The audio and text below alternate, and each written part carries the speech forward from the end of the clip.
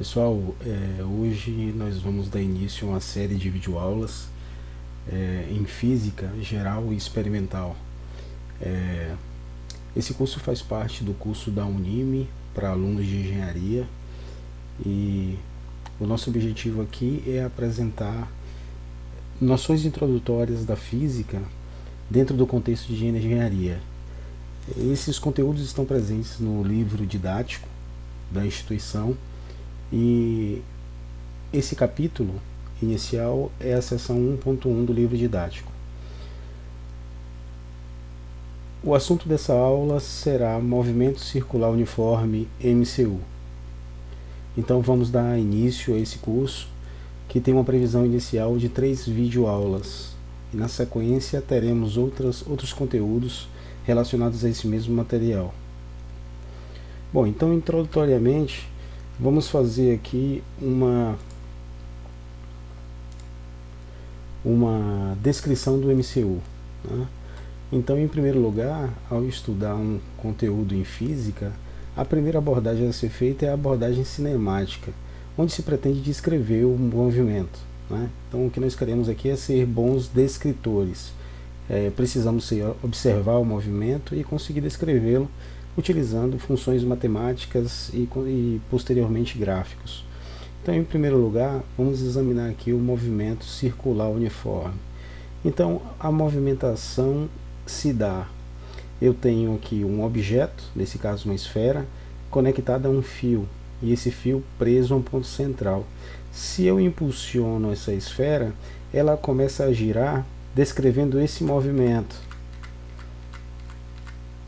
Então observe que nesse caso ela deu um giro em sentido anti-horário. Então esse é o movimento circular, e ele é descrito como uniforme porque o ritmo do movimento é sempre constante, ou seja, a velocidade ao longo da trajetória não se altera. O corpo nem acelera e nem desacelera à medida que gira. Então essa é a característica do fato de ser um movimento uniforme. Circular porque se desloca na trajetória circular, uniforme porque mantém uma velocidade constante. Então, por definição, nós podemos dizer que no MCU o objeto gira ou orbita sempre em um mesmo sentido em torno de um ponto central que é chamado eixo de rotação. Então, esse é o movimento conforme descrito. Bom, é possível uma abordagem dupla do movimento circular uniforme. É possível nós analisarmos o movimento do ponto de vista angular e do ponto de vista linear. Aqui eu quero chamar a atenção para um aspecto, é que em particular nos movimentos circulares nós podemos abordar esse movimento em relação ao ângulo. Pense, por exemplo, que esse objeto saia desse ponto inicial, se desloque até essa posição, aí eu teria ele chegando até esse ponto, né? E aí eu consigo observar que eu posso analisar o movimento do ponto de vista do ângulo, o ângulo que foi aberto enquanto ele se deslocava do ponto inicial ao ponto final. Então, se eu analiso o movimento do ponto de vista do ângulo, eu estou tratando ele como um movimento angular. Se eu analiso ele do ponto de vista da linha, porque observe que o corpo na verdade se desloca ao longo dessa trajetória circular, tracejada aqui na figura. Então, se eu analiso o movimento nessa trajetória, eu estou analisando ele do ponto de vista linear. Então, assim, ou no ângulo ou na linha, né? Ângulo, linha. Portanto, nós podemos analisar o movimento do ponto de vista angular ou linear. Para cada um dos casos eu teria um deslocamento, velocidade e aceleração. Bom, então inicialmente vamos pensar nesse movimento em termos do ângulo. Então eu teria um deslocamento angular, pensando no ângulo. Então analise aqui a figura, pense que esse objeto se deslocou até aqui, dando origem a esse ângulo. Ele partiu dessa posição inicial e se deslocou até essa posição final. Se deslocando, portanto, um delta, né? Delta do ângulo. Então esse deslocamento angular seria a variação desde a posição inicial até a sua posição final, que pode ser obtida pela subtração do ponto final ao ponto inicial. Aí vamos abrir um parêntese para conversar sobre essa questão angular, né? Como representar esses deslocamentos? Pode ser representado por dois tipos de unidade, ou em relação a grau, ou numa outra unidade denominada radiano. Tá? E aí vamos destacar aqui quais são as principais diferenças entre uma e outra. Pensar em grau significa dizer eu subdividir a circunferência em 360 partes iguais. E cada pequena parte, por exemplo, essa pequena parte aqui, né, pense que eu dividi a circunferência em 360. Essa aqui seria uma delas, né? Vamos pensar que seja uma delas. Nesse caso, esse pequeno arco aqui dá origem a um pequeno ângulo central, né? Meio torto aqui, mas vamos tentar imaginar que são linhas retas aqui. E esse aqui é um pequeno arco que dá origem a esse pequeno ângulo central. Então esse ângulo central seria a circunferência inteira dividida por 360. Então, nesse caso, esse pequeno arco de circunferência dividido por 360 dá origem a um ângulo central de 1 grau. Então essa é a definição de grau. É o ângulo formado por um pequeno arco que tem 1 sobre 360 da circunferência. Tá? Equivale a 1 grau, né? E o grau representado por essa bolinha aqui acima do número, né? Bom, então essa é uma das unidades. A outra unidade é o radiano, e aí o comportamento é diferente. Como é que nós definimos o radiano? Vamos apagar aqui essas linhas traçadas e vamos imaginar o seguinte, que ao invés agora de nós traçarmos um pequeno arco, né, que se refere ao ângulo, nós na verdade estamos dividindo aqui a circunferência em um comprimento semelhante, ou seja, igual ao comprimento do raio. Então pense aqui, ó, o raio aqui tem esse comprimento. Se eu definir aqui na circunferência um arco que tenha o mesmo comprimento R, né, o mesmo comprimento R, eu estarei definindo aqui na posição central um ângulo aqui desse lado, que tem a medida de 1 radiano. 1 radiano. Tá? Então essa é a definição. É um ângulo central formado por um arco de circunferência que tem o mesmo comprimento do raio. Então é fácil pensar em radiano, porque assim, toda vez que eu tiver aqui um ângulo que tem a medida de 1 radiano, é porque o arco, ou seja, o deslocamento que nesse caso essa bola preta teve, seria de um arco de mesma medida do raio. Suponha, por exemplo, que o raio dessa circunferência seja de 3 centímetros. Se eu disser que o deslocamento angular dele foi de 1 radiano, é porque ele teve um deslocamento igual ao raio. Nesse caso também seria, no exemplo dado, de 3 centímetros. Então é assim que você pode pensar a ideia do deslocamento angular, né? Eu posso pensar ele em termos de ângulo ou em termos de linha. Mais tarde a gente vai concordar que é mais importante nós pensarmos em termos da linha, porque de fato é aqui sobre essa linha que o corpo se desloca, né? Então é mais interessante nós pensarmos em termos de radiano do que em termos de ângulo. Isso também facilitará contas posteriores. Então a primeira análise que nós estamos fazendo é do ponto de vista angular, e a primeira grandeza analisada é o deslocamento. Sequencialmente, o que a gente vê aqui?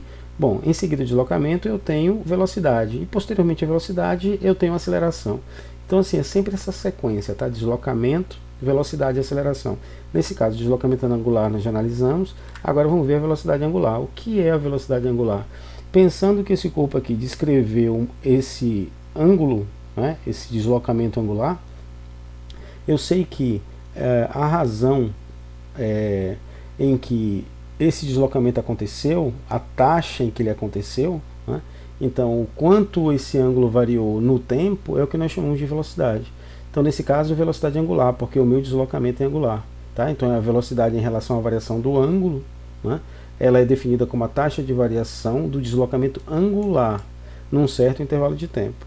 Bom, aí algumas convenções. Essa velocidade pode ser considerada positiva ou negativa, né? Ela é positiva quando o movimento se dá no sentido anti-horário. E ela é negativa quando o movimento se dá no sentido horário. Isso parece contradizer o senso comum, mas isso é só para dizer que é nesse sentido aqui que o ângulo abre, né? Então observe que saindo daqui do 0 grau e se deslocando nesse sentido, o ângulo vai abrindo, ou seja, ele vai se tornando cada vez maior. Então é essa ideia do ângulo estar aumentando que me leva a uma velocidade positiva. O contrário aconteceria para o lado contrário. Então, analisada a velocidade, né, agora vamos avançar um pouquinho para o que seria a aceleração, que na verdade, aliás, antes disso, é importante comentar o seguinte: como resultado direto da velocidade angular e do deslocamento angular, né, nós podemos definir o que se chama de equação horária do MCU. A equação horária, como qualquer equação horária ou função horária, ela diz respeito ao tempo. O que ela traz para nós? Ela relaciona a posição angular, a posição final angular em relação ao tempo. Então toda função horária vai definir isso. Nesse caso aqui, ó, a função horária vai definir qual é a posição final que o corpo tem em relação a um certo tempo, ou seja, num tempo tal. Então qual é a ideia básica? A posição final atingida pelo corpo nesse movimento, aqui nessa ilustração seria essa posição aqui, né? Ela seria dada pela posição inicial mais o deslocamento que ela teve. Lembrando que deslocamento é WT. Né? Então, é bastante razoável, bastante óbvia essa expressão. A posição final é a posição inicial somado com o deslocamento que ela teve. E o deslocamento é o próprio WT.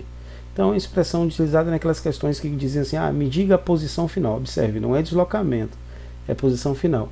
Então, se ele pede a posição final, eu vou usar a função horária do movimento circular uniforme. Né? Posição final, posição angular final, é a posição angular inicial, mais a velocidade multiplicada pelo tempo. É uma expressão simples e útil em algumas situações. Bom, agora sim, vamos falar de aceleração. Né? A aceleração angular, ela é a taxa de variação da velocidade. Então, observe, diferente do que aconteceu na velocidade angular, o que é velocidade? É a variação do deslocamento em função do tempo. Já a aceleração é a variação da velocidade em função do tempo. Né? A definição, portanto, é taxa de variação da velocidade angular num certo intervalo de tempo. Então, como a velocidade varia? Pessoal, lembrando que nós estamos usando o movimento circular uniforme. Nesse caso, né, o uniforme aqui, a letra U, indica que não há variação de velocidade. Né? Então o corpo, lembrando aqui, ele tem que girar aqui, mantendo sempre o mesmo ritmo, ou seja, a mesma velocidade. Né? O corpo não pode nem aumentar a velocidade à medida que gira, nem pode diminuir a velocidade, né? Nem pode aumentar, nem pode diminuir. Ele tem que manter sempre a mesma velocidade ao longo dessa trajetória circular. Portanto, não há aceleração. Então, é característica do movimento circular uniforme a aceleração angular ser igual a zero. Tá? Isso é uma característica do movimento angular, do movimento circular uniforme. Então, não esquecer isso aí. Ele não pode variar a sua velocidade. Bom, então mais adiante, só para já agora chegando ao ponto, chegando quase ao final dessa pequena revisão, eu quero destacar agora quando a gente está interessado em pensar nesse movimento do ponto de vista linear. Lembrando, ó, em relação ao ângulo é uma coisa, em relação à linha é outra. E aí fica simples a gente pensar nesse movimento linear se eu utilizar o deslocamento angular em radiano. Lembrando que 1 radiano é esse ângulo aqui, ó, quando o meu arco tem o mesmo comprimento do raio. Né? Então, se eu trabalho com o deslocamento angular em radiano, e eu insisto que vocês usem sempre assim, né, porque facilita justamente nesses cálculos nesse momento. Então, o deslocamento, um deslocamento angular de 1 radiano, equivale a dizer que você tem um deslocamento linear de 1 raio, equivale à medida de 1 raio. Aí depende, se o raio, a medida do raio seria o deslocamento aqui. Então, como é que nós fazemos para converter? Bom, se o meu deslocamento angular é dado em radiano, as transformações ficam muito simples, ficam bastante diretas, porque é um produto direto. Assim, o deslocamento linear, ΔS, tá, seria o deslocamento angular, ΔΦ, multiplicado pelo raio. Ou seja, a grandeza linear é a grandeza angular multiplicada pelo raio. Da mesma forma, a velocidade linear é igual à velocidade angular multiplicada pelo raio. E a aceleração linear seria a aceleração angular multiplicada pelo raio. Então é muito direto, desde que você não pode se esquecer que o deslocamento angular necessariamente deve estar em radiano. Tá? Beleza, então essas são as 3 equações que transformam o que é angular no que é linear. Então isso é bem importante. Outra coisa que eu quero destacar é o seguinte, é um efeito que isso tem sobre a velocidade. Veja só, quando a gente pensa em velocidade angular, lembre que a gente está se deslocando no ângulo, velocidade W aqui, ó. E quando a gente está com velocidade V linear, a gente está deslocando aqui na linha. Bom, isso tem um efeito importante, que é o seguinte, a velocidade angular, ela não depende do raio, mas a velocidade linear depende do raio. Que observe que a velocidade linear é a velocidade angular multiplicada pelo raio. Então, o que é interessante de notar aqui é que assim, a velocidade, não importa se você está aqui em pontos próximos do eixo de rotação ou se você está se distanciando dele, qualquer ponto sobre essa linha aqui, ó, terá a mesma velocidade angular, o ângulo aqui, ó, definido aqui no ponto central. Mas em relação à velocidade linear, não. Quanto mais o raio cresce, observe a expressão, quanto maior for o raio, maior será essa velocidade. Então assim, a velocidade linear, esses vetores, essas setinhas aqui estão indicando um aumento gradual dessa velocidade à medida que você se afasta, ou seja, à medida que você aumenta o tamanho do raio, né? De forma que nesse ponto mais extremo, a velocidade linear é maior do que nos pontos mais próximos do centro de rotação. É isso que esses pequenos vetores aqui indicam. Esse vetor aqui um pouco maior e esse aqui é o maior de todos, indicando que na extremidade desse disco aqui, né, nós temos a maior velocidade linear. Pense que isso aqui seja um disco de verdade, um disco de vinil, aqueles e tal, e que ele esteja girando numa vitrola e você põe o dedo aqui próximo do centro de rotação. A velocidade seria menor do que se você colocar o seu dedo nessa posição, né? Aqui a velocidade linear seria maior, certo?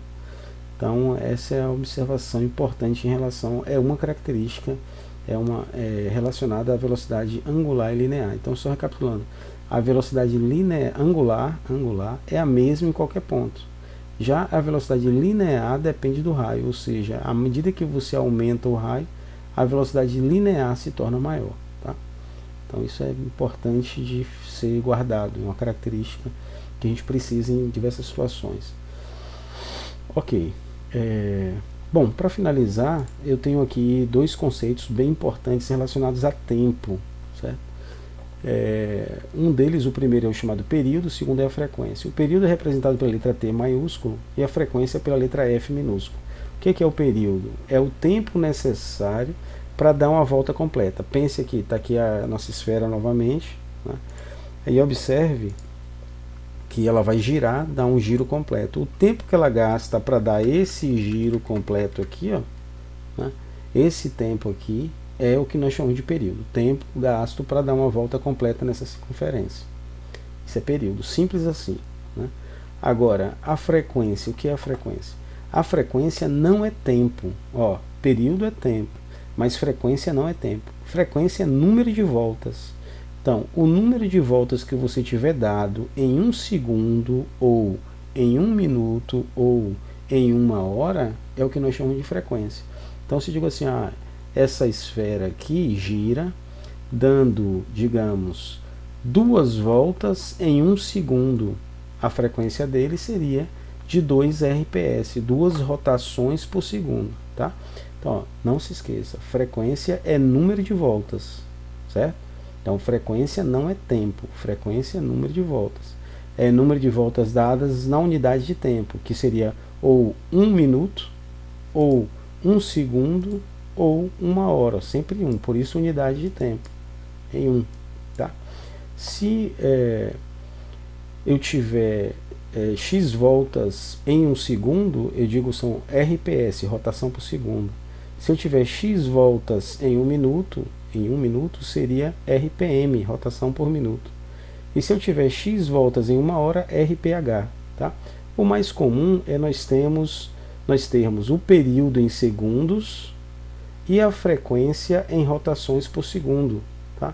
Rotação por segundo também é conhecido como Hertz, certo? Como Hertz, representado pela letra H, Hertz. Então, qual é a relação entre frequência e período? Um é o inverso do outro. Então, a frequência é o inverso do período e, consequentemente, o período é o inverso da frequência. Então, se, por exemplo, numa situação eu tiver um período de 2 segundos, né? Período de 2 segundos, ou seja, eu dou uma volta completa em 2 segundos, se eu tiver esse período aqui, ó, esse período, qual seria a frequência? A frequência seria igual ao inverso. Então, 1 sobre 2. 1 sobre 2. 1 sobre 2 RPS, mais conhecido como Hertz, certo? Escrito dessa forma aqui, ó, Hertz.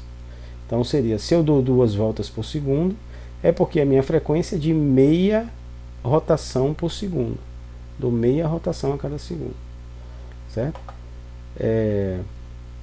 Beleza, isso encerra a nossa primeira aula, que na verdade para alguns alunos que já trabalhamos em sala de aulas é uma revisão, né? Visando aí nós chegarmos a tópicos mais adiante, lembrando que sempre se tratando, nesse caso, nesse primeiro momento, dos movimentos circulares. Então a nossa próxima aula vai tratar de momento de inércia, tá?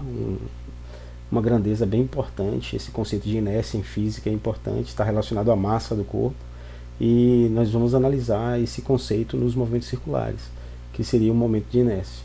Então pessoal, então por enquanto é isso, e a gente continua numa próxima aula em breve. Ok, obrigado, até mais.